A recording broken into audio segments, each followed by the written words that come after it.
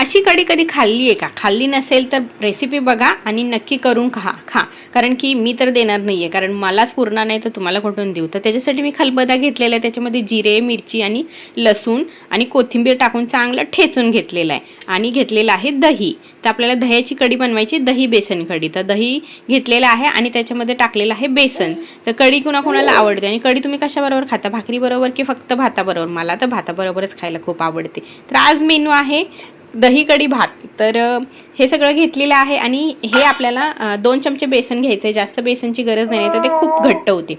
आणि हे सगळं आपल्याला मिक्सरमधून थोडंसं ग्राइंड करून घ्यायचं आहे किंवा तुम्ही हाताने सुद्धा रवी असेल तर फेटून घेऊ शकता. तर मी डायरेक्ट मिक्सरमधूनच घेणार आहे.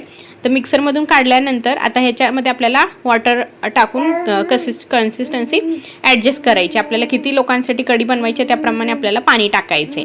आणि आता इथे कढईमध्ये मी तेल टाकून घेतलेलं आहे. त्याच्यामध्ये जिरे, मोहरी आणि थोडासा ओवा सुद्धा टाकणार आणि कढीपत्ता तर टाकावाच लागेल. चांगला कढीपत्ता सुद्धा तडतडून घ्यायचा आणि हे सगळं मस्त चांगलं परतून घेतल्यानंतर त्याच्यामध्ये माझ्याकडे जो जिरं, खोबरं, लसूण, कोथिंबीरचा मसाला होता तो सुद्धा टाकून घेतलेला आहे आणि हळद आणि थोडासा गरम मसाला हे टाकल्यानंतर त्याच्यामध्ये जे आपण दह्याचं मिश्रण हे केलं होतं ते टाकून घ्यायचे आणि मस्त हलवत राहायचं. आता इथे बघा माझी कढी पूर्ण उकळलेली आहे तरी सुद्धा फुटलेली नाहीये. तर अशा पद्धतीने बनवा, खूप टेस्टी लागते. फॉलो करा चला.